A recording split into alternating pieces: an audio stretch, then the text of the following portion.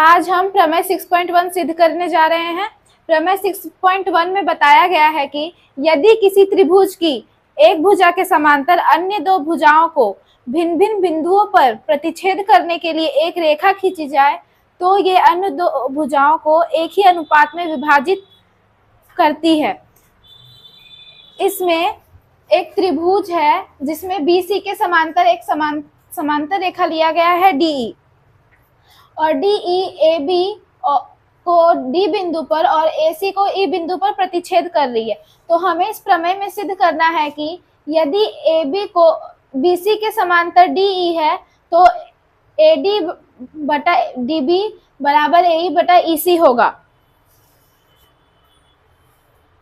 अब दिया गया है त्रिभुज ABC में, जैसा कि मैंने बताया, भुजा BC के समांतर DE खींचा गया जो AB को D बिंदु पर तथा AC को E बिंदु पर प्रतिच्छेद करती है, और सिद्ध करना है AD बटा DB बराबर AE बटा EC। इसमें हम रचना कर रहे हैं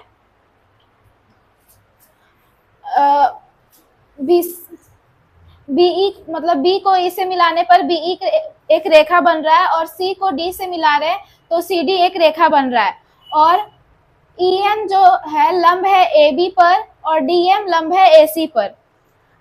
अब प्रमाण त्रिभुज ADE में और त्रिभुज ADE और इस साइड के त्रिभुज BDE में त्रिभुज का क्षेत्रफल होता है 1/2 गुना आधार गुना ऊंचाई। तो इसके अनुसार AD का क्षेत्रफल हुआ 1/2 और इसका आधार, क्योंकि लंब AD पर है इसलिए AD इसका आधार हुआ और इसकी ऊंचाई हो गया EN। इसको हम समीकरण 1 मान रहे हैं। अब त्रिभुज BD के क्षेत्रफल पर जाते हैं तो उसका क्षेत्रफल हुआ 1/2, इसका आधार होगा BD क्योंकि EN पूरे पर लंब है, और ऊंचाई EN ही होगा क्योंकि AB जो है वो पूरा रेखा है जिसपे EN लंब है, और इसको समीकरण 2 मानते हैं। अब इसे सिद्ध करने के लिए हम समीकरण 1 तथा 2 से भाग देते हैं।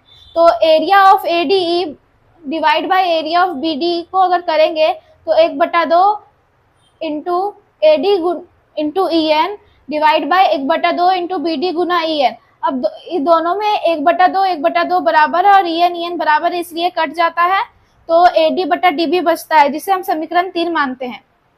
फिर से हम ऊपर के त्रिभुज ADE और नीचे के इस साइड वाले त्रिभुज CDE में चलते हैं, और त्रिभुज का क्षेत्रफल होता है 1/2 इंटू आधार गुना ऊंचाई, इसलिए हम 1/2, और ADE में इस साइड का त्रिभुज है इसलिए हम इस साइड के हिसाब से चलेंगे।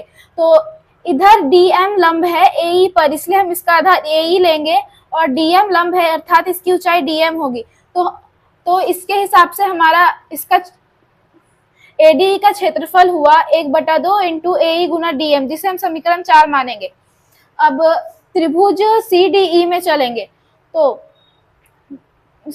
किसी भी त्रिभुज का क्षेत्रफल 1/2 इंटू आधार गुना ऊंचाई होता है, इसलिए 1/2, और इसका आधार EC हुआ क्योंकि हम ये त्रिभुज ले रहे हैं, और ऊंचाई DM होगा क्योंकि ये DM जो है वो पूरी रेखा AC पर लंब है, और इसे हम समीकरण 5 मानते हैं।